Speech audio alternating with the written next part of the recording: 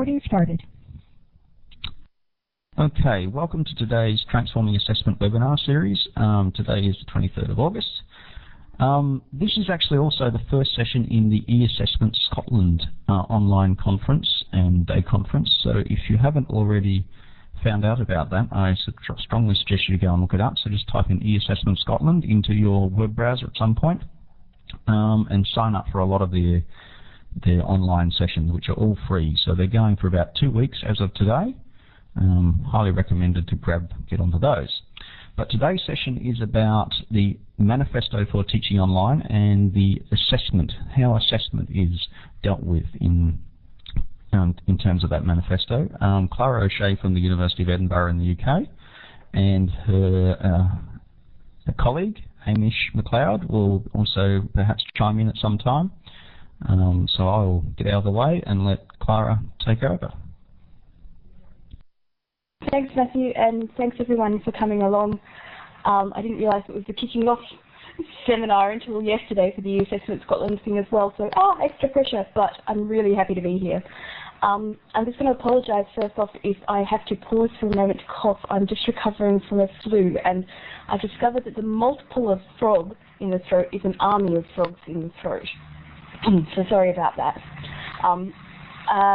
My idea today is to talk a little bit about the manifesto as a way of generating discussion about thinking about learning and teaching and assessment online.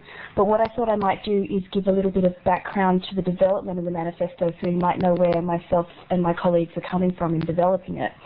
And that background comes very much from our context at the University of Edinburgh working on the MSc in e-learning, the Masters of E-learning.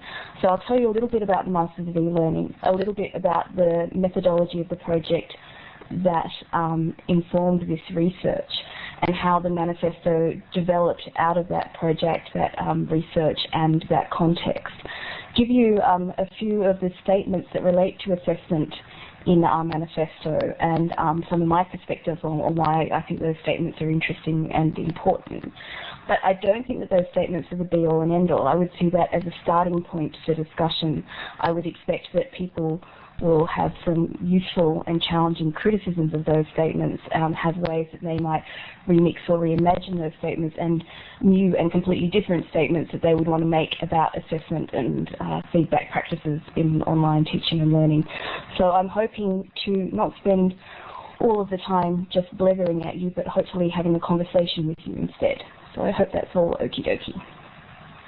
And that's what I look like in Second Life, and apparently, according to my students, I'm recognisable in real life based on that, although I'm much skinnier in my Second Life version. Okie dokie. So, I'm just going to move along a little bit about the MSc in e-learning. The MSc in e-learning is a completely online distance program, although we do have students who are in or around the University of Edinburgh. I think the majority of our students, we've got about 25% maybe who come from the EU and 25% who come from a more global kind of area. It's postgraduate, so that means that everyone tends to be already working, studying in an e-learning related area of some sort. They're mainly doing it part-time. We've had a few full-timers through, but they're mainly doing it part-time, so it might take them 2 to 5 years to get through the program.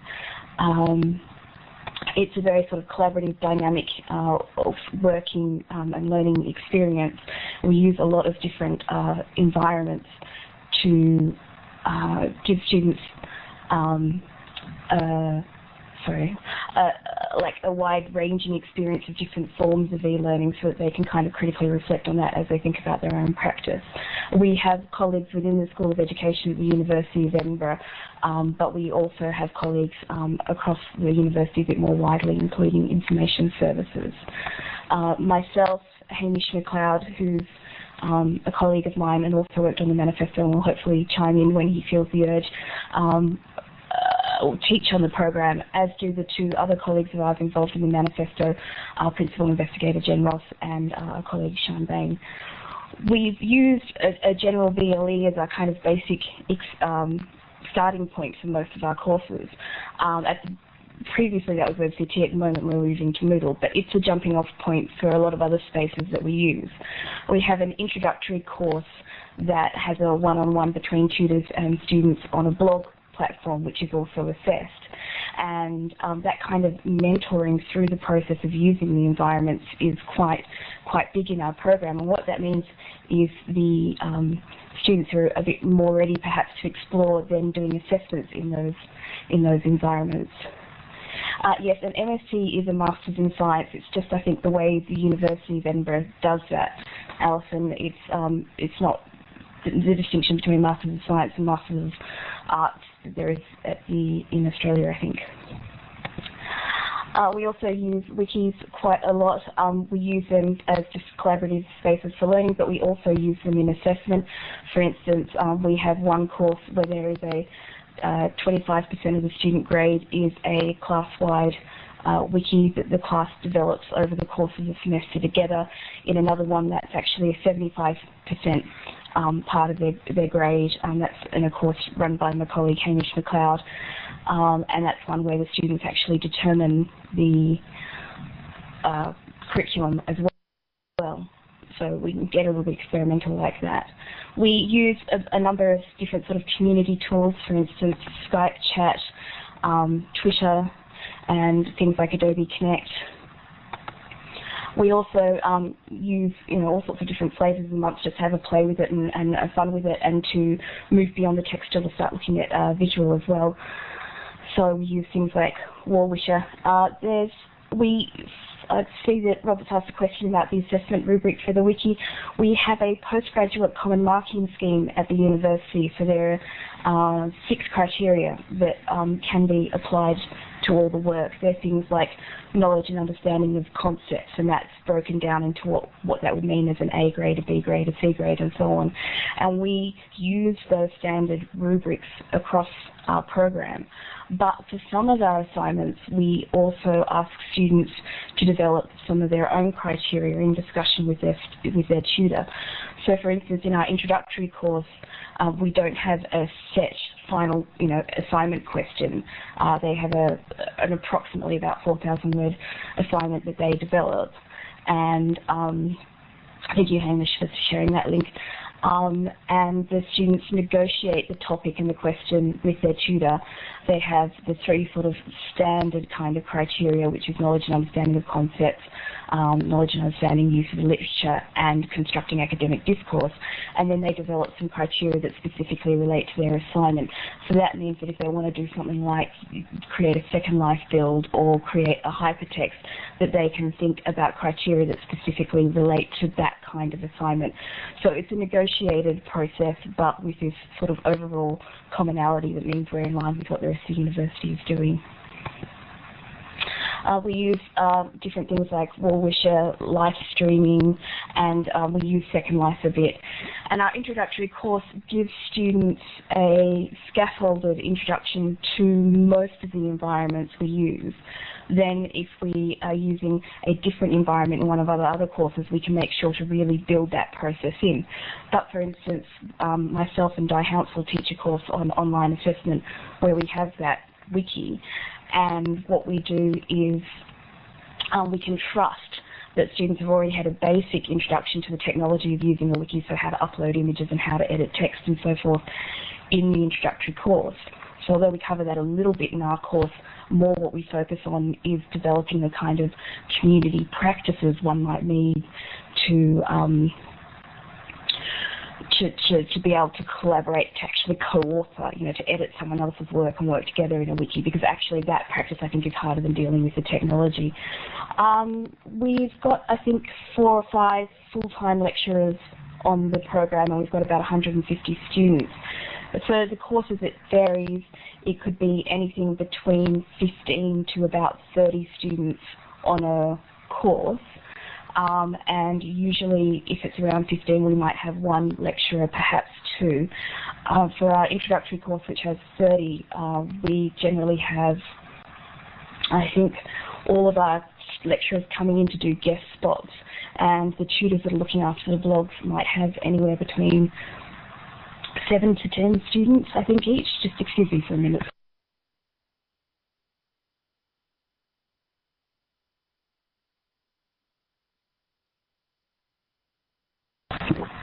Sorry about that. Hi, Bobby. Okay, so I'm assuming everyone can hear me again. So can I just interrupt for a second? Stuart, do you have a question you want to ask? You can press the talk button and try and have a go. Do you want to keep questions to the end or take them during the talk? No, absolutely. Jump in with questions, thank you. And if Matthew can keep an eye on that, because I get a bit nervous and forget to pay attention to all the screens. Okay, I actually did have a question because we're looking at Second Life for use, but you mentioned you had 150 students, because the trouble is we're finding Second Life crawls once you get up to sort of much more than 10 or 20 people in one place. UWA has a campus in Second Life, and we joined 4 sims together so that we can get as many people as possible on the sort of intersection, but still it's a problem for large classes. I wondered whether you've come across it or how you're getting around it. No, well, we have 150 students on the program, but they are part-time, and so they can take up to 5 years to get through the program. So what it means is each individual course might have as an absolute maximum, really, 30 students, but is more likely to have around the 15 to 25. So we don't get those large numbers in the class. The only time we get those large numbers is we run a dissertation festival each year, where dissertation students get together and present on their research and give each other feedback, and that gets pretty well attended. And we had an alumni seminar where we had an issue with having a bit too many people coming in for the capacity of our island, which was, I think, 25 students. But generally what we do is we, when we run tutorials, they're very much tutorials rather than lectures, and so they tend to be groups of between 8 and 10, and we control the sign-ups for the time. So we end up running multiple times. So for instance, when we do our introductory course this semester and we have about 30 odd students, we'll have maybe 4 different times that students can select to come in, and that's partly because I think the tutorials work better when there's about 8 or 10 people, and it's also ensures we don't have that issue with the island. And because we have a global really global population, we're constantly having to negotiate issues with time and synchronicity, and so that's another reason to do the extra group of 4. Does that answer the question, Stuart? Yes, thanks. And do you exclude people from Second Life, or I mean, No. Is your area closed so people? No, can our area is open, and I'm sure Hamish can pop in a URL at some stage for the Second Life, but it's open. Everyone's welcome to come and have a look around. It can be closed, absolutely, Hamish, but we tend to keep it open. We haven't really had an issue. I had once had a journalist pop up and try to sit in on a tutorial, but generally, you know, for tutorials it tends to only be the students that are there, and if someone isn't meant to be there, we ask them to leave. And for things like the dissertation festival or our alumni events, or we also have graduations in Second Life. We have those open to the public and we share them with the world, so anyone's welcome then. Alrighty? Okay, thank you. Okay, great. Oh, sorry, I'm just going to cough again. Okay, so having all these different and very rich and wonderful digital environments means, of course, with encouraging students to explore and to play, we also get digital assessments aplenty. And what I've got here is a few screenshots of some of the types of assessments we get. On the bottom of this page is a link to our student gallery, which is where all this work is. So if you're interested, you can go and explore it and get a bit more of a sense of what we're talking about. But we've got, you know, students who create hypertext that are sometimes quite linear or sometimes very, very non-linear. We have students who play with the idea of hypertext, not just in terms of textuality, but in terms of audio, bringing in music and reflective commentaries on the pieces of work. We have students using wikis, not just as text, but actually playing with the visuality of it. We have students creating videos. We have students creating games, funnily enough for our games-based learning course, which is one that Hamish runs. We have students pulling things together in a sort of a bricolage in Prezi. We have students creating builds in Second Life, which this is a student's reference section in Second Life, and I love this because the thing a reference section should do is point you to all of the pointing to all of the resources, and it kind of does that, but it also forces you to look and think about them perhaps in a slightly different way. The date for the Dissertation Festival is in late July, early August, and we've just had our one, but the Dissertation Festival Island is still up, so you could actually go in and have a look at the current student work. In fact, it was just the week before last, I think. We get students to create posters, haiku, and a presentation which we have set up in Second Life with comment boards so that people can come and look at that. And then we also have asynchronous sessions. I'm going to assume that Hamish can find the swirl for me and pop it up as I carry on. And we also have assignments that sort of get you to kind of go down the rabbit hole and go exploring and linking you through different sorts of web tools, which I think is very exciting. Hamish is getting all the fun jobs, sorry Hamish. Otherwise I can remember to get the swirl at the end. So a little context for then how this research project and the manifesto developed was we were thinking, look, we've got some really interesting assessment and feedback practices going on. We think we're doing okay, our students think we're doing okay, but we want to find out exactly what's going on and maybe think about how we could do better.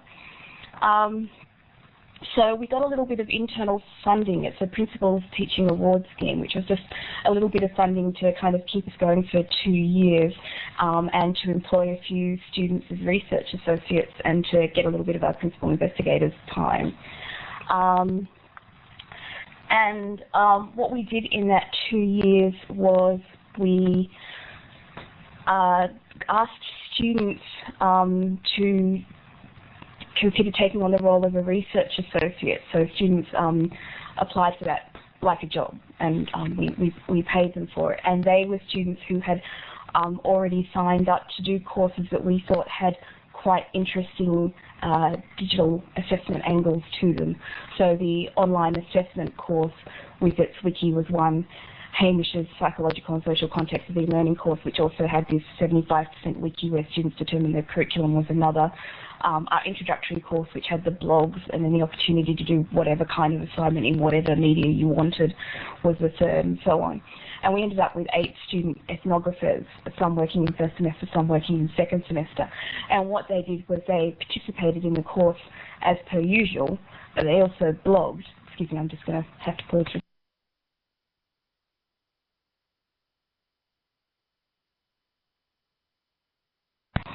So they also blogged as they were going through the course, reflecting on their experience, and they also did a group blog as well. The project team are all teachers on the program, so what we did was didn't read the blogs ourselves as they were going because we didn't want it to affect our practice. Instead, only our principal investigator, Jen Ross, read the student blogs as they were happening. But then the project team as a whole looked at the blogs and looked at the themes that were coming through. We also had an assessment stories wiki, which was led by our PI and our ethnographers, and which got contributions from across the program from students reflecting on their own assessment experiences. As we were going through this process, because that was a year of ethnographies and some time after that involved in doing some of the data analysis, we were meeting quite regularly as a project team and relating what we were thinking about and finding to the literature. And what we found was that those team conversations were really, really rich and were getting us to reflect quite substantially on our own practice. And we realized that we were sort of unearthing our own values and beliefs about what constituted, our own stance on teaching and learning online and assessment. And we started to find that process itself was really useful and something we wanted to open up to other people.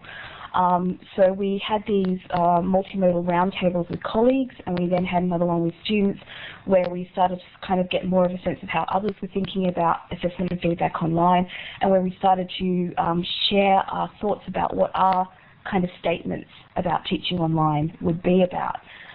So we found ourselves articulating a stance rather than coming up with best practice principles. Because we'd originally thought, oh, we'll come up with some best practice principles. But actually, the more we thought about it, we thought best practice is kind of a totalizing term. It misses out the kind of the richness of context.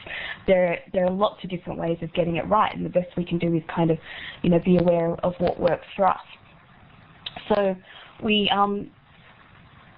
what we then did with this manifesto is we said, okay, we've got something here, there are statements, but what we want is this to be a way of opening up a conversation. We kind of want those around us who are encountering and talking to about these things to have that same experience of mulling ideas over coffee and biscuits and so forth.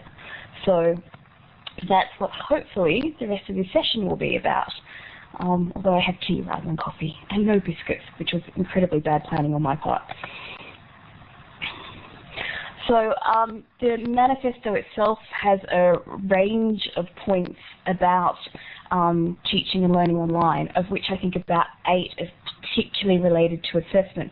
But I'd say that the overall whole relates to assessment because I'm coming from that perspective where assessment and teaching and learning can't really be, completely divided from each other.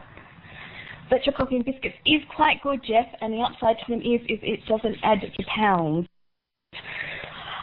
So here's the link for the manifesto generally, and what I'm going to do is just tease out some of the points from it that relate to assessment. Before I do, can I just check, is everyone hunky-dory with everything that we've covered so far? Are there any more questions about the context?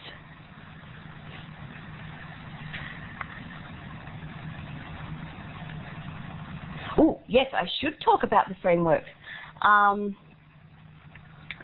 research question was basically around what assessment and feedback practices were happening, what does the sort of digitality do for these assessment and feedback practices. Methods were the student ethnography.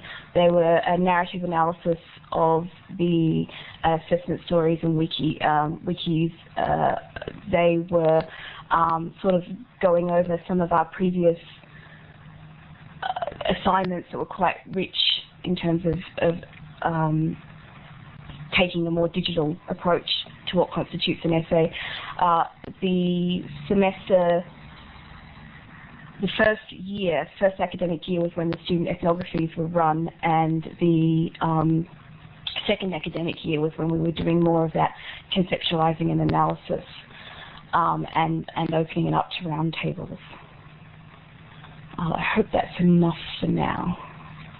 But we can come back Clara, Jeff here. Melina's put a hand up, and I wonder whether Melina wanted to ask a question. Oh, fantastic. Thank you. Trying the tools, sorry. That's fine, we can hear you. No problem. So you didn't have a question, Melina?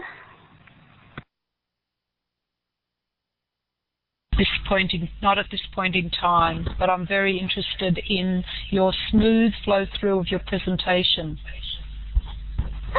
Thank you. Considering I feel like I'm coughing up the army frogs, that's very kind.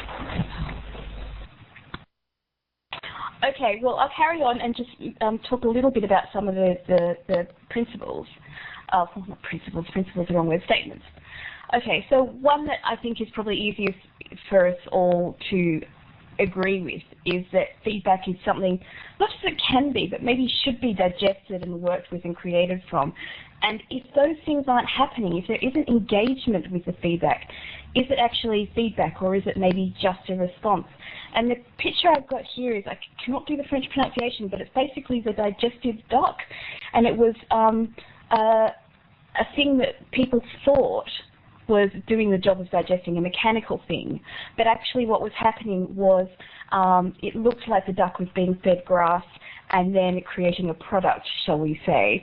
But actually the product had been pre-created and already put in this mechanical device so that it simply looked like a product was being created. No actual digestion was going on. It was indeed a cheat, as Hamish has said.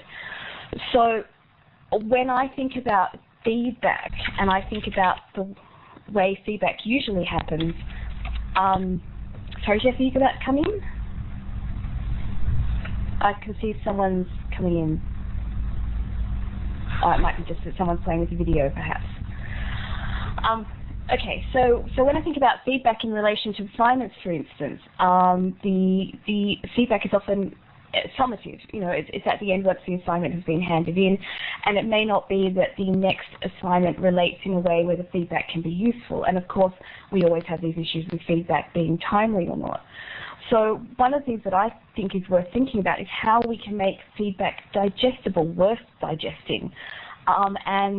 This is probably not a particularly online assessment point, but maybe just a more general assessment point. And it ties into this idea of how we might use feed forward, for instance, instead, or how we might think about assessments being cumulative. And just an example from our program, that online assessment wiki that I do with iHounsel, the students have a sort of a 10-week period generally to work on the wiki. Some of that is scaffolding and some of that is on the actual part of the wiki that is being assessed. But even though it's only worth 25% of the grade, which is hopefully not so perceived to be high risk, it's still quite a high risk thing to be collaborating and co-authoring with people in a way where you're editing what they're saying. You're taking a significant risk. It's hard maybe to imagine what a wiki assessment might look like, so it can be quite stressful. If we simply give students feedback at the end of that process, if they don't do Hamish's psychological and social context of e-learning, how are they going to capitalize on the feedback that we're giving them?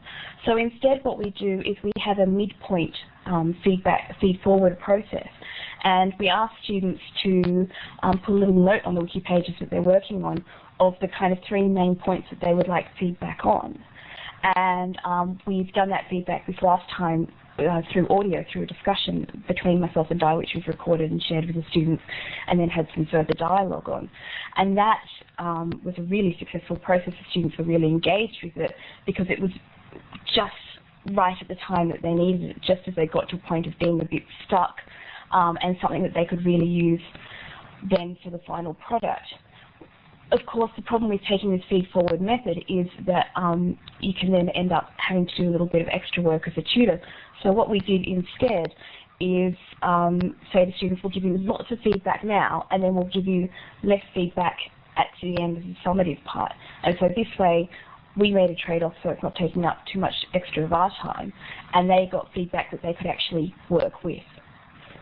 There's lots of questions about the wiki.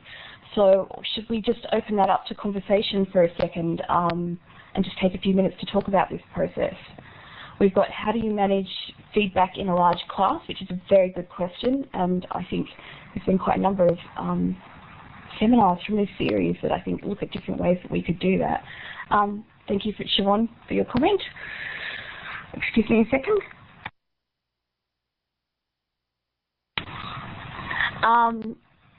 Annie has asked, how do you start gently with wikis and teach students to be robust and not ostracized? Annie, the thing that we did with our wiki was we started with sharing visuals that were experiences of assessment and talking about the difficulties of that. Because it's a course about online assessment, that makes it a little bit easier, but certainly starting with just sharing visuals and links, then starting with co-authoring summaries together, and then writing a critique of that summary, and then giving students questions that will help them scaffold in how to give each other a little bit of peer feedback, and then modelling that process as well. So I think there's got to be a consideration about tutor commitment in terms of modelling the process and keeping an eye on it. Okay, are there any questions at this stage, or does anyone want to make some comments?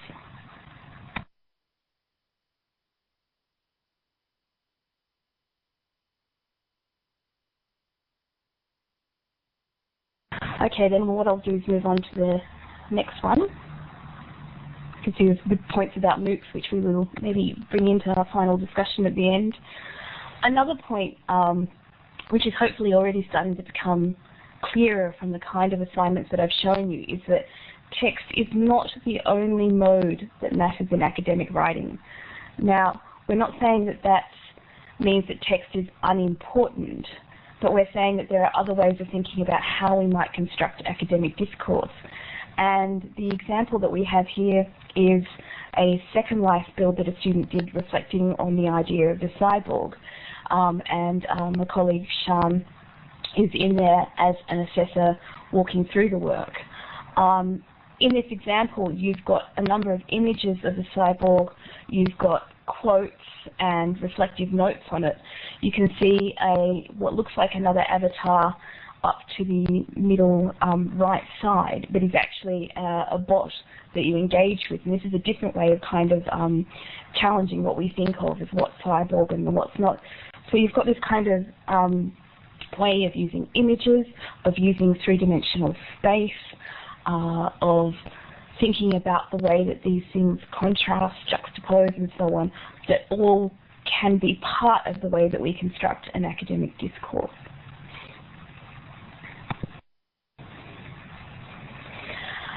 So this is also suggesting then that visual and hypertextual representations can allow arguments to emerge rather than be stated.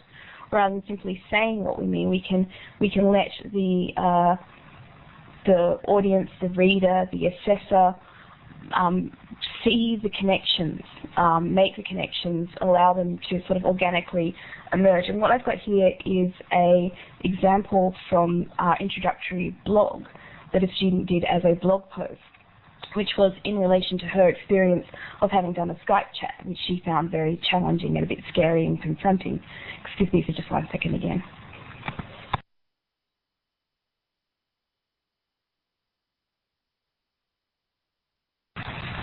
So as a blog tutor, coming in and seeing this rather than having a usual textual sort of reflection on the Skype experience, it did make me work harder. I had to think more about the connections between what she was saying, what the images might represent, how the images relating to each other, what kind of arguments that image relation was making. So in a way, these new forms of writing are making us work harder. And what they did for me is remind me that I am a subjective person. I am coming in here as an assessor and making these judgments, but I'm making them based on my interpretation of what I'm seeing in front of me. Now, I know that that's true for text as well, but I think that with text we're doing it so much and so often that for me, I guess that subjectivity had become a little bit unsurfaced, become a little bit implicit, and that for me, this sort of visuality just reminds me of that I am engaging in an interpretive process. And what that means is that assessment is a creative crisis as much as it is a statement of knowledge. It's not just a creative crisis for the student in producing this statement of knowledge, but it's also a crisis in a way of creativity in the interpretation of what kind of statement is being made. And here's an example from a student of ours in relation to our latest project, which is looking at space and place in online learning. And we asked students to create an image that encapsulated how they understood their place as an online distance learner, and this is what one of the students produced. And at first I found that, sort of a blurry and difficult image to understand, and then I realized I had that moment of insight where I saw that it was the reflection in the train window, which is very, sort of movement mobile, but then a train is on tracks. So what is that saying about where the movement is going? But also this sort of, more stable setup of a study space. And so I'm having to think about what place and space means for this student. And that can be a little bit scary, I think, as the assessor as well, having to take on kind of that responsibility. I see that there are some more questions, so I'm just going to have a quick scroll down. Dennis is asking, how do you reconcile identity verification with a non-surveillance ethic? That's a great question. I think what we'll do is keep that one, Dennis, until the end, if that's okay with you. For me, I think we've got issues with identity verification that are happening in face-to-face as well. So let's come back to that one at the end, and I'll just move forward. We're almost there. one thing about this idea of a creative crisis is I think we can consider how we let the assessment strategies allow for the possibility of resistance or of play with what we're doing, to maybe be a little bit open to any sort of crisis happening. Just a couple of examples. This one is a student's work on the idea of plagiarism, authorship and originality, and it looks like it's just two blocks of very similar looking text, but the block on the left, this was done as a hypertext, the block on the left is all of the student's own words, except when it's clearly cited. The block on the right is all plagiarized, but basically pulled together to make the same kind of argument. And that, to me, is starting to challenge us a little bit to think about what constitutes the assessment. What is it we're actually assessing here? What are we looking for? Another couple of examples, a student in our introductory course where we have this blog that is worth 50% of the course, the student at one point decided that she really didn't like blogging, that it didn't work for her, that instead a wiki worked for her. And the reasons that she gave for a wiki seemed to me to be technological affordances that also a blog allowed for, but she said, look, I want to go off and play with the wiki instead. And I think I had to allow for that to happen. And what that meant was that she went off, she did some really interesting things in the wiki, really thought-provoking stuff, but then she also came back to the blog and had a rethink about that. So it allowed her to have kind of more power and control over her own learning and assessment experience. But it also challenged me to think through, what are we actually trying to do with this blog? What's the point of it after all? So this kind of resistance to what we're asking for in assessment was a very creative one that was very fruitful and opened up new ways of thinking about the assessment practice. And this kind of relates to my last point, which might be a little bit of a sticking one, which is that we need to move perhaps from thinking about the assessment relationship to thinking about where the power is located in that relationship. I'm reminded of something I think it's David Vowd said about assessment acts as a mechanism to control students, that assessment gives a message to students about what they should be learning and how they should go about it, that it's giving them cues, that it's kind of the most significant prompt for learning. And I wonder if we have a routine of plagiarism detection, what kind of controlling act are we enacting then? What cues are we giving? What are we saying about normal everyday expectations of what student work will be like? Why, if we're using these plagiarism detection devices, why is this a tool that's perhaps something that's being used by us rather than the students? And I think, of course, there's been some work about moving that forward so that students are the ones who, for instance, are using Turnitin to check their own work before they hand it in. But I think it's not just about and checking it, but it's about opening it up to get them to think about what actually is academic discourse and what the purpose of the assessment is. And to me, this ties right back to the first kind of statement about feedback being something that's digesting, that's useful, that's engaging. I think what I'll do is leave it there for the minute, since my voice is starting to run out again, and I can see another point has been made. So I'll just pause for a second, and if others want to ask questions, now would be a good time. What I'll do is just move on to the next slide, which summarizes those points, and have a quick read of what the comments have been just for the last minute or two. I just want to say thanks, Clara, for persevering there. You're doing a great job, so we really appreciate that. I probably just to highlight a couple of points that have come in and give you a bit of a break so you can recover there. Certainly I think one of the issues for students is that we very rarely ask them to show how their responses actually align with either the learning outcomes or the higher level learning that we ask them to do. So we look at a product that they give us and then we make an inference from that. about how that relates back to the learning outcomes that we've actually set, or if we've given them a rubric or something, the relationship between what they've done and the rubric we've given them. But rarely have I seen actually asking students to specifically articulate and show the correspondence between what they've given us as an output and what those learning outcomes or what was actually in the rubric. And I just wonder sometimes whether that might actually help as well. I think the more ways that we can get students to engage with the process as assessors themselves, it's really important. I mean, the idea of self-regulation, sometimes I get frustrated with that idea, because I think, how do students learn to self-regulate? How do they know where there's a small gap between what they are doing and what they want to do, and how to overcome that gap?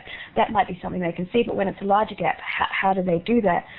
And I think, it's not just about giving students the assessment criteria or giving them examples of good practice.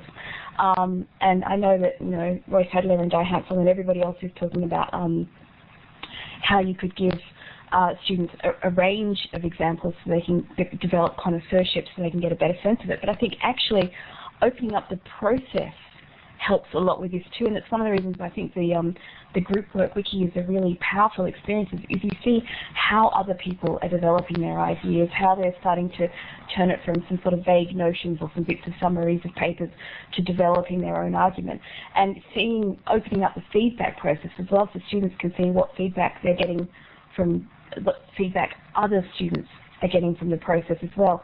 I think it relates back to Terry May's idea of vicarious learning as well, that you can start to get a much fuller, richer sense of what's going on. So for me, as much as we can possibly open up the process, as early in the process as possible, the better. Yes, exactly. I'm just wondering whether some other people might like to actually speak in here and probably give Clara a bit of a break as well. But one of the other things I was just thinking as we were talking there is, if we take sort of Vygotsky's approach, the zone of proximal development, where what can I do with support and what can I do without support, and then you think about, well, what if we actually engage students actively in that conversation, where what we say to them is, okay, identify where you are, identify what are the supports that you're needing to be able to do the things that you can do, and then what do you need to do to start dismantling that scaffolding that we've put around you. And I think often we don't do that in a proactive way, where we actually have our students as part of that conversation and getting them to identify for themselves what's the scaffolding that they're actually using to enable them to be able to generate the sort of responses they do, and show the capabilities that they currently can demonstrate and where it is that they need to be. So I'm just wondering whether anyone else wants to comment on any of those things as well.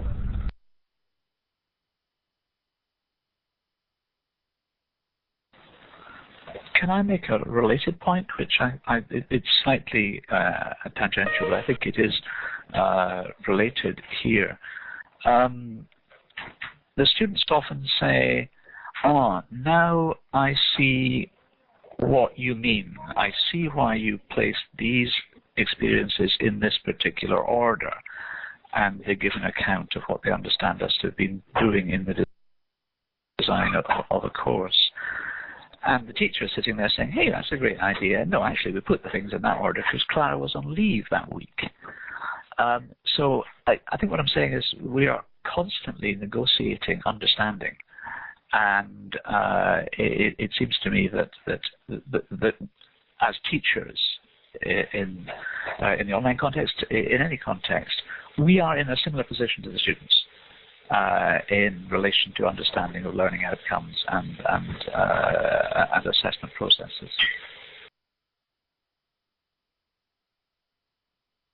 Yeah, thanks, Hamish. And what about some others who might like to come in on this conversation? Because we do try and make these fairly interactive, and we would love other people to be able to take the mic as well. So everyone can get a turn of taking the conch if they want.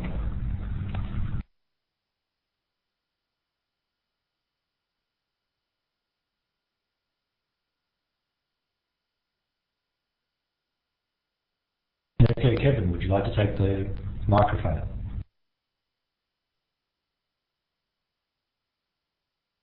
Hit the talk. Can you hear me? Yes. Hi, yes. So I'm Kevin Brandon from Peninsula College of Medicine and Dentistry at the University of Exeter. My comment is picking up on what you were talking about with regard to engaging students in identifying how they meet the assessment rubric. We don't do this in an online context, but we have explored this within their portfolio reflective essays, and the students have to produce a reflection on their performance of a term, and then meet with their tutor to discuss this. But we ask them to come prepared to that discussion, having marked themselves on the same criteria that the tutor will have done so that when they actually meet, there's actually a dialogue that you can actually have with the students. We find that I'm sure you can appreciate that students that engage in this process, you can actually have some very good discussion, but the difficulty often is actually encouraging all students to engage in the process.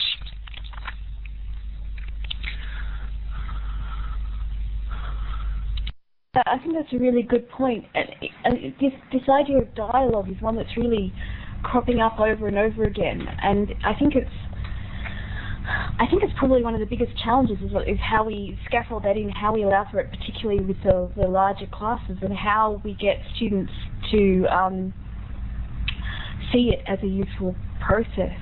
Yeah, absolutely, Hamish. That sounded like a really good process.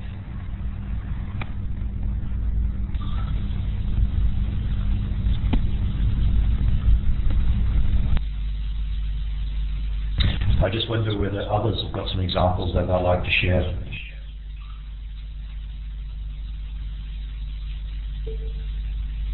Elena, would you like to take the mic?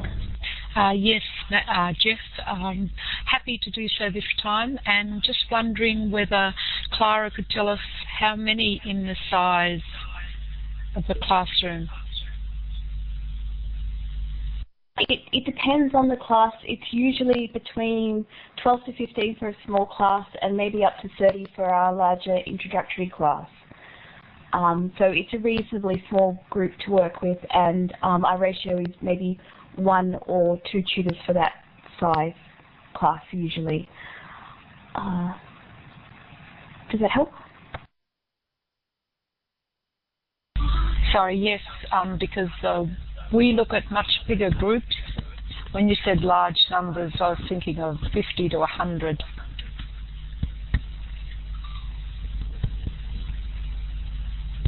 Yeah, I don't think the processes are necessarily precluded for a group that's a larger group. I think it's about finding what is doable, what is transferable. The idea of sort of scaffolding the introduction, for instance, with that wiki example I was giving, starting with kind of more basic exercises, moving to more complex ones, giving students some sort of structure around how they might give each other peer feedback, and as Jeff said, then highlighting how that can be taken away. That would be maybe about taking those large numbered groups and bringing them down to smaller groups within the larger cohort. But to me, that doesn't mean that you can't do that kind of work. It just means being a bit more creative, I guess, about it.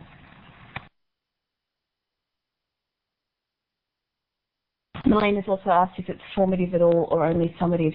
I don't think that there's a clear-cut distinction between formative and summative. A lot of this stuff that is formative leads to a final grade.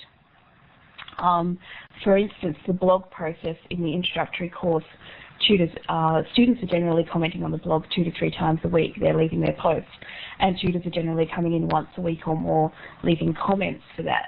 So you've got a formative process that's going on throughout the semester. Then at the end of that, the students choose the posts that they want to put forward for grading, and that get given that final mark and final bit of feedback.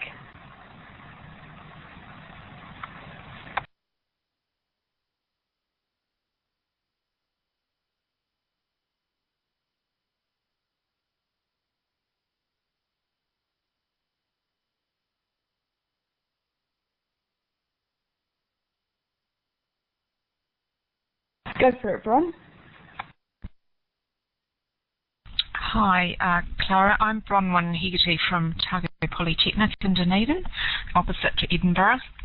I'm just wanting to talk about something that came up today, actually, and I'm teaching this assessment course, and one of the students felt that some of the feedback I gave had not reassured her because she felt that she didn't get any sense that she was doing it right. There's no actual right answers on this discussion forum. It's sort of like a opportunity to discuss things like cultural diversity and things like that. So what I tend to do in my feedback is challenge people to think a bit deeper. And, I suppose when I said to her, have you heard of Socratic questioning, because that tends to be an approach I use. She also felt that she still needed the reassurance that she was doing it right as well, because she was quite new to the environment. So it's like, what's your experience of getting the balance right, giving enough reassurance, but also challenging the students to do what you're talking about, digesting and creating from the feedback? Yeah, it's always a challenge, and I think everyone obviously has to sort of find their own way through that process. For me, for instance, with the blog tutoring, there's generally something in the blog that I can find that I think is good or interesting, something I can say, hey, that's a great idea. Even if it's something I might disagree with and I want to challenge, I can say that's an interesting way of putting it, but have you considered this? And so what I'm always trying to do is kind of simultaneously affirm and challenge. That's really what I think my role is when I'm doing the blog tutoring is. And I think it's probably my role when I'm doing any sort of feedback, which is to say, look, what I think is going right. And I always worry because I lean towards the negative. I kind of forget to say, hey, good job on this or good job on that. And just to say, look, you can do this and this and this to clean it up, and you could think a bit more about how you meet this criteria. But what I'm also trying very hard to do is, and it does kind of create a little bit more work for yourself, but I always think of this as saving myself time in the long run, which is to say, okay, I think this and this, and then I ask some questions and say, what do you think? Does that make sense to you?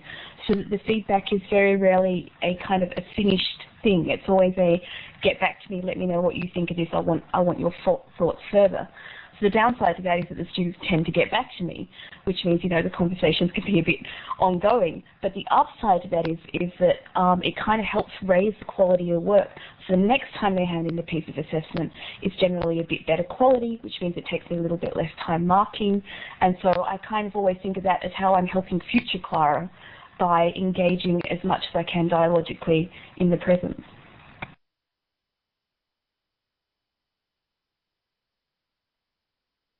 Go for it, Phil.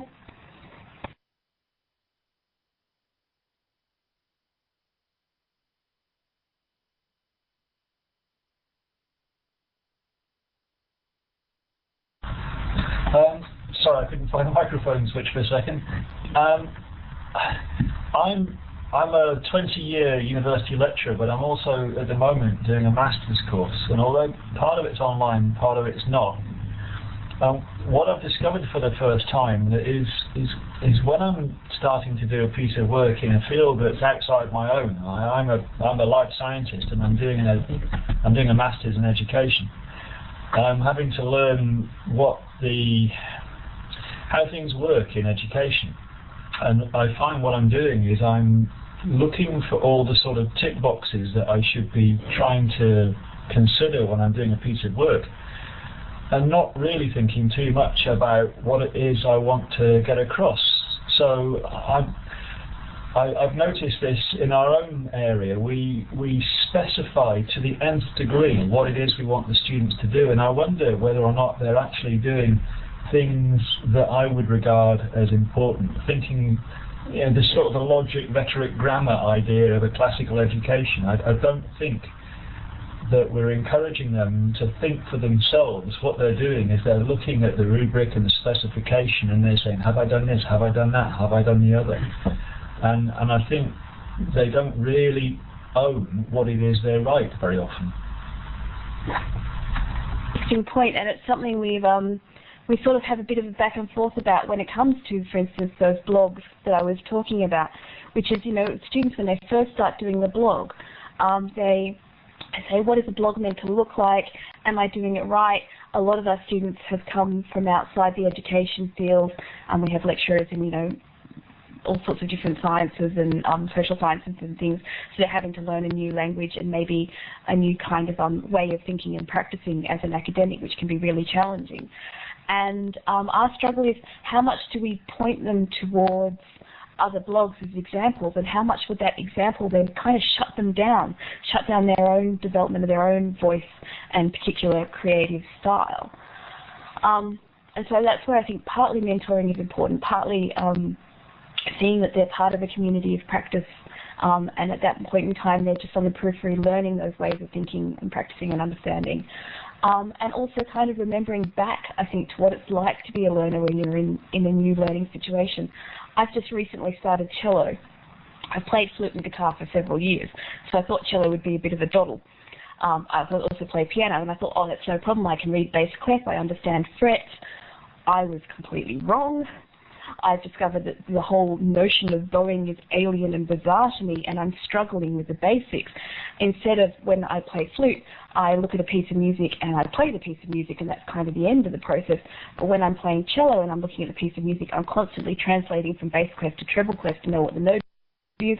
When I'm moving the bow, I'm having to think about the pressure of the bow and the strings, the speed at which I'm moving the bow, the height at the cello at which I need to move the bow. And so I'm having to think about all of those details just to get this basic thing of bowing right. But at the same time, I'm also having to keep my eye on the further goal of what that sound should sound like. It's a little bit like driving, when you're constantly having to think about how you shift the stick at the same time and which pedal to put down and that kind of thing. So I think maybe we just need to be a little bit more okay also with the process, that you're learning the basics and trying to learn how to stick them together before you get to that bigger picture thing, but also constantly getting students to find a way of stepping back and taking a wider perspective so they can see the big picture and remember the goal that they're aiming for at the same time. So for instance, with our dissertation festival process, one of the things that we ask students to do is to write a haiku that summarizes their dissertation. An idea I got from seeing a PhD haiku blog, which I thought was brilliant.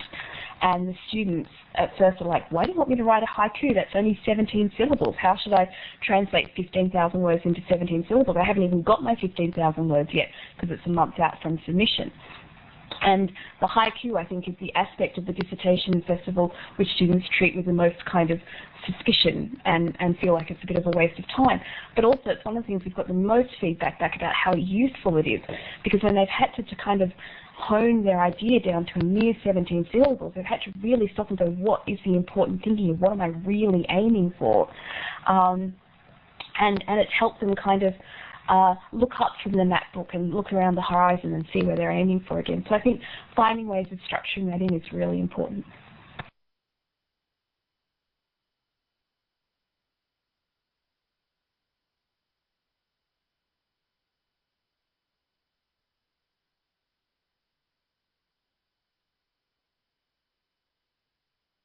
Go for it, Stuart.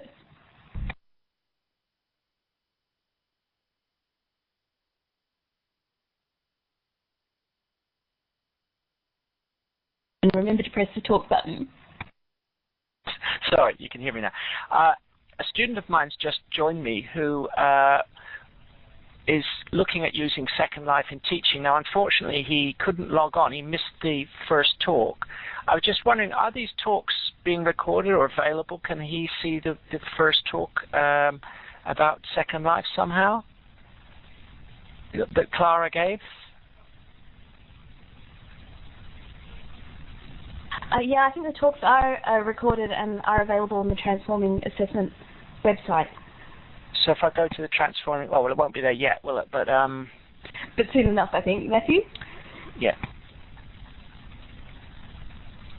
Okay, I'll get him to have a look at that a bit later on, then see if he can watch it offline. Yeah, thank you. Okay.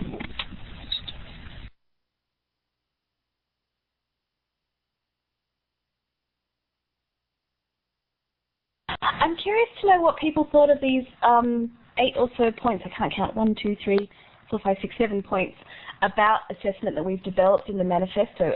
Are these ideas that sound reasonable to people or crazy? Are there ways that you would maybe challenge or refine those ideas, or are there things, obvious things that we're missing that we should be thinking about?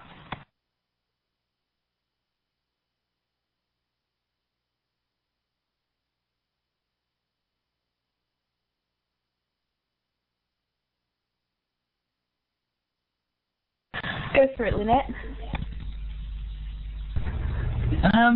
I would just like to say that I thought they were wonderful. I thought that the whole idea of not abandoning text, but I mean looking at other forms of text as a way of assessing what thinking is being demonstrated in something that a student is doing is amazing, because text can be so confining, and there are so many aspects of text, the spelling and the punctuation, all that kind of thing that can undermine when there's really good thinking going on. So that if they can use these other forms and images and what have you, that's another way of showing how they're thinking. And I just think it's so creative and really exciting. And also the idea of feedback being digested, or pre-digested, or able to be digested. That whole digestion image is, just so interesting. And I want to thank you very much for that. Oh, thank you very much, Lynette. It's interesting, the kind of a devil's advocate position on the visual, of course, would be that for some students, it's very, very hard to move to the visual, just like for those students having to write in haiku and poetry, because it's not something that they've grown up with. There are, I think, students who do media studies or arts or something like that who are more versed, perhaps, in being able to use the visual. And I think one concern some of our students have at the beginning of the program also is, even though they're students in e-learning, they're not necessarily technologically proficient. In some cases, quite the opposite. So doing something like a build in Second Life or creating a hypertext has its own challenges as well. So I think another thing that we need to do is consider how we make allowances for that. For instance, how do you apply a 4,000 word count, 4,000 word count to a build in Second Life? How much do you sort of weigh in how long it takes to make the building or the island or the objects and so on? Yeah.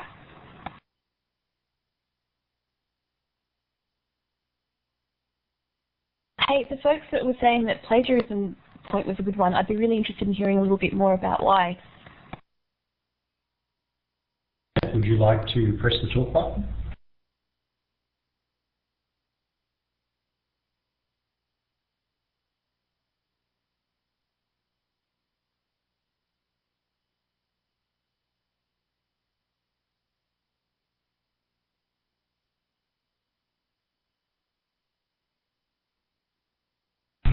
Otherwise, if someone would like to take up the point about plagiarism that Clara just mentioned.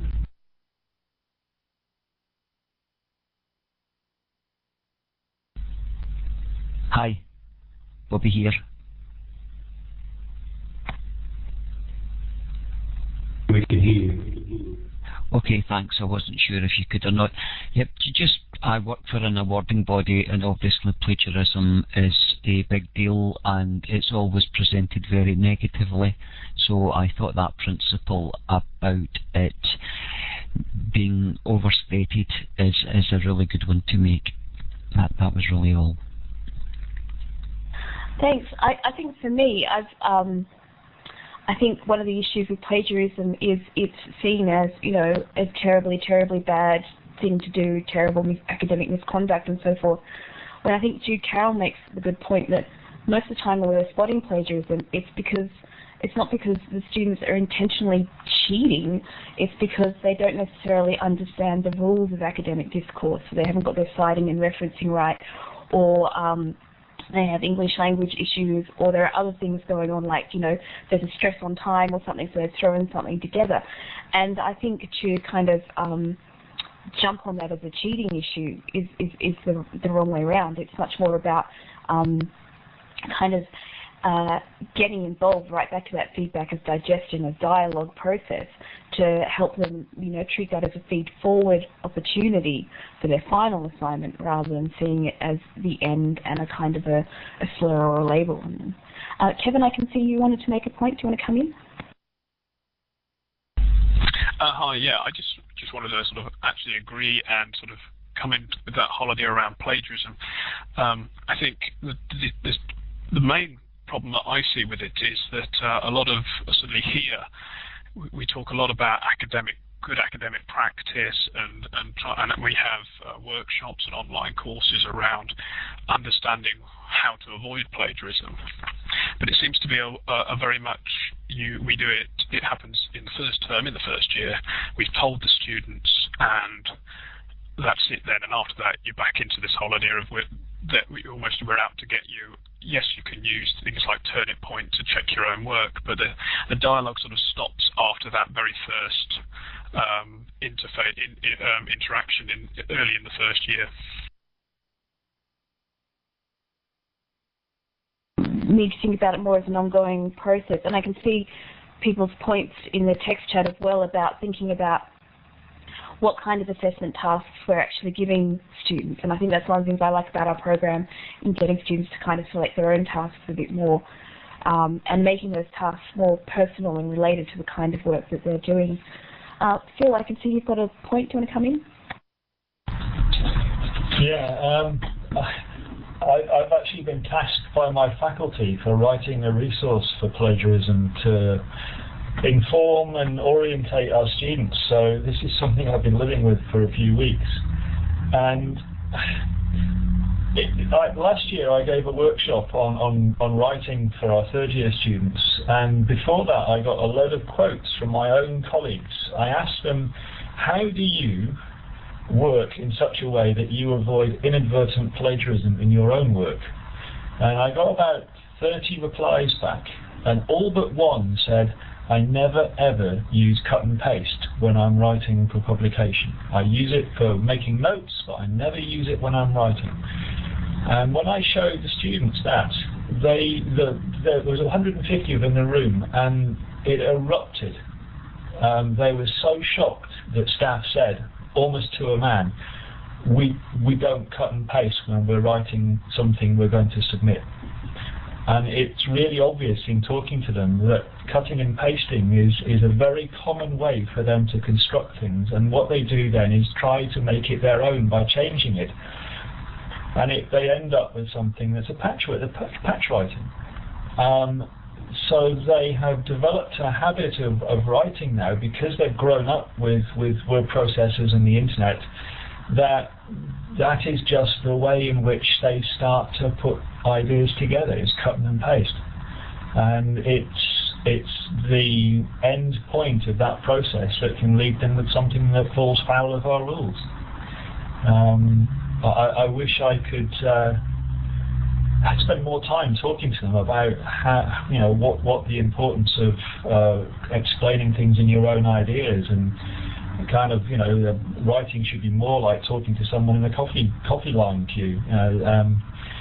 You give them your interpretation of what other people have said or think. Useful point. Thank you. It also makes me think about how one of the things that I got told a lot when I was doing my master's was, write summaries of the papers as you go along. And I think that comes to that thing. For me, part of that summary process was I did cut and paste in my note-taking. And because it saves time. But I think it's always that thing of how can you save yourself time in the long run? And I think there's always a payoff between what present Clara and what future Clara need. And this is what I see with the dissertation students who were worried that the writing of the presentation, the poster and the haiku was demanding too much of their time, taking away from their dissertation writing process. But my point for them was that articulating their ideas in these different medium actually helped them hone their argument and get a clearer sense of what it is that they wanted to talk about.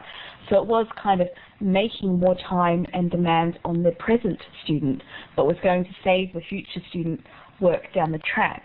And once they started engaging with that process and could see that that was the case, I think that made a big difference for them. So there's maybe something there about how we get a student to see their whole journey through a learning process as well, not just these kind of moments of time.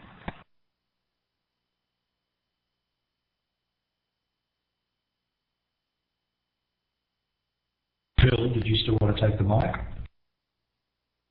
I beg your pardon, I forgot to take off the hand.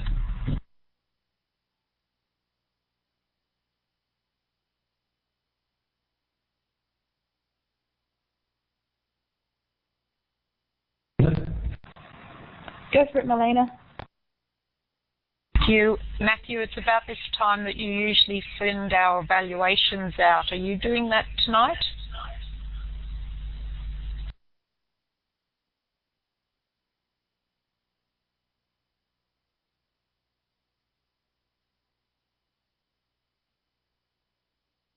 Thanks, Matthew.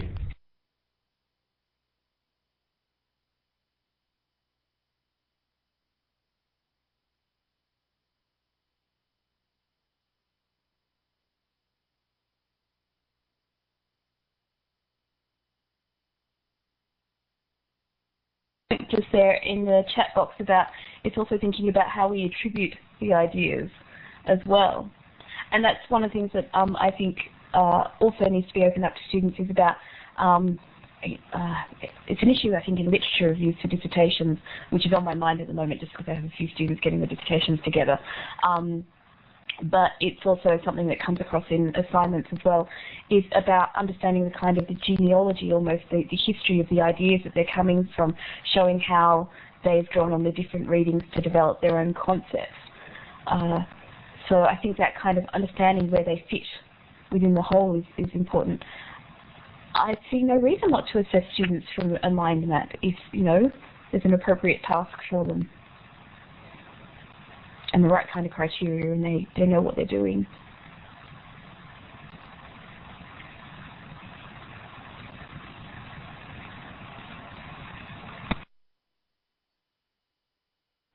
Sorry, Clara, I thought I'd do the right thing and put up my hand and not just try and butt in. So if you don't mind if I make a comment now as well. Go for it, Jeff. I think we look through rose-coloured glasses about what days used to be like in terms of when we produce text-based stuff. I mean, I think we've always done cut and paste. We've just done it in an analog format instead of a digital format. And I think when we read things in the past, we actually cut and pasted and we cut things that we read, we put it in our mind, that's where it was pasted. It went through some sort of, process in there, and then out came a product. I think this sort of thing is, what we see now is just a different manifestation of what was always there. But I think the difference is probably that it's more obvious now because we've got ways of being able to do it. We just assumed that when we read things before and cut and pasted them in our mind and then reprocessed them and got them back out again, we often just put in a few, overall references there to keep everybody happy. But I don't think we did any more work than what a lot of the students are doing now. It's just, it's just a bit more blatant and a bit more obvious for them. But I think the process is just the same.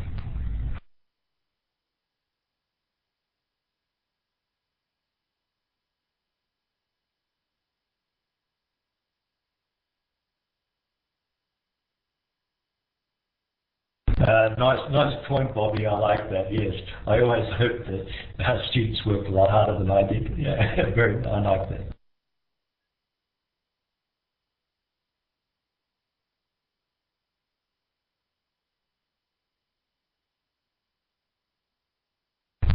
Off you go, Melanie. I just wanted to ask Clara whether she'd had any working in a science type field. I know it's severe learning, but science tends to be more analytical and less, when I was a scientist, they told me I was too analytical and not creative.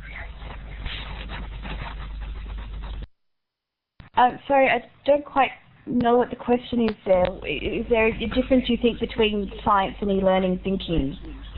I just wonder whether you can do this with scientific topics. Yeah, look, I think this in the the sort of processes we use for teaching, learning and assessment. I think they work across a whole bunch of disciplines. The stuff that we draw on, for instance, in our course on online assessment comes a lot from the sciences. And one of the things we did when we were playing around with our ideas for the manifesto is we got together with colleagues from across the university, so from physics to arts, and sort of talked about what we were doing and on what processes were going on. I think something we expect from all our disciplines is a level of critical thinking, and that might be expressed slightly differently, but I think that's about learning the kind of the etiquette's not the right word, more sort of, just that general sort of articulation for the particular field. But I think it's open for anything. What do others think on that?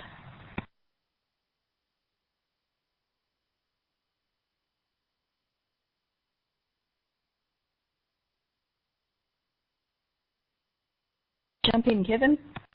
Hi, yeah, no, I just wanted to pick up on that and say that certainly here at the medical school we use wikis quite a lot within small groups to build knowledge around the cases that the students are studying. So in the first year it's very much around core science concepts, and in the second year it's much more around the clinical and how you would approach this from a clinical point of view. So it certainly does work. Certainly using wikis to a greater or lesser extent. I think it then depends on the ability of the individual tutors of those groups. Some tutors are very proactive in using their technology, and others aren't. So often I think it does come down to a question of training and uptake with the tutors. Yeah, it's scaffolding for tutors and teachers as well as for students. And I think that's a point David Nichol, I think, makes in some of his work about how one of the great aspects of sort of rethinking these ideas of feedback is we're also giving feedback to the teacher so that we can change our practices as we go along.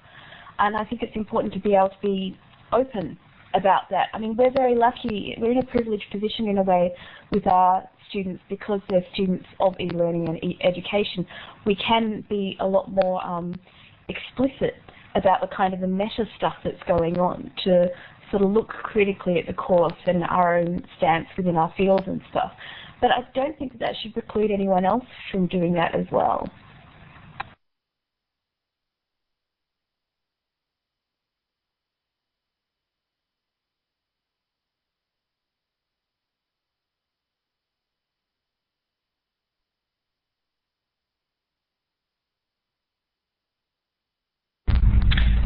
So I wonder whether anyone else wants to make any more points for the discussion. I'll leave the mic for others. Yes, thanks, Melanie. I just wanted to ask, I noticed on the slide it says the online conference goes till the 6th of September. Does that mean they'll be available through Transforming Assessment? Or is this the only one in our time frame?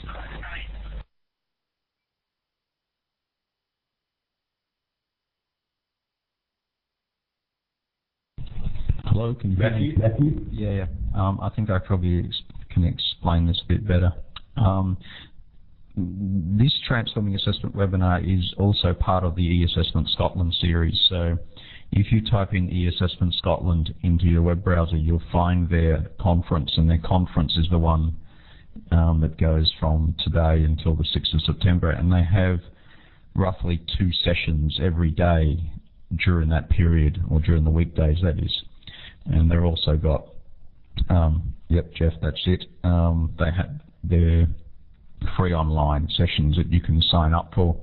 The eAssessment Scotland ones will be using Adobe Connect, I think, and I think they will also be recording theirs.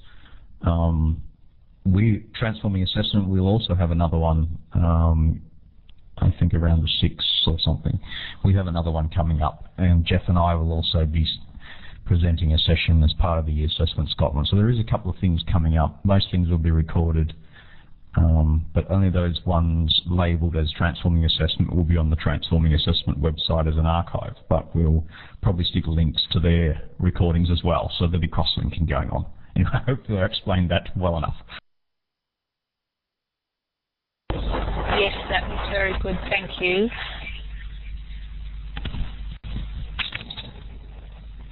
Question from Bron about students and how much they comment on blogs. And what I just wanted to answer that, there in the introductory course that we have, where you've got a tutor and a student in a blog conversation, we tend to advise students to keep that blog private so that they can feel a bit more comfortable taking risks with the space, particularly as they're developing their blog voice. We have had a few students who felt that that's not in line with their idea about what a blog is about, and so they've made theirs public, and the students have occasionally commented on each other's work. We have another course run by Jen Ross and Sean Bain on e-learning and digital cultures, where students have a blog component, and there it's a public blog, and the course is actually done in public, and their students are very proactive about commenting on each other's blog and being both supportive and challenging. And I think that there was another tiny a comment I saw in the text chat there about the challenge of the wiki, that students have to let go of ownership and they have to be open to criticism in the most direct manner. And I think actually that being open to criticism is a really important part the whole way through, not just in the wiki but in all aspects of their learning, if they want to get the most from it. But that criticism isn't one that has to be criticism often comes across as a kind of negative word, and I think the kind of phrase I use a lot is critical friend for someone. So you're doing it in a supportive, friendly, useful manner the whole way through. And I think that for us starts with that tutor-student private blog, and it's something we try to have going the whole way through, modelling so that they get a little bit more practice at giving that for each other as well. Thanks, Hamish, for sharing that. Are there any other sort of final questions or points to be made?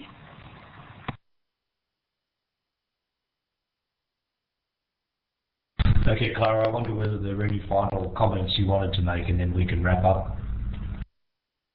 I guess my final comment would be that this is intended to not be final. It's intended to be a start for conversations.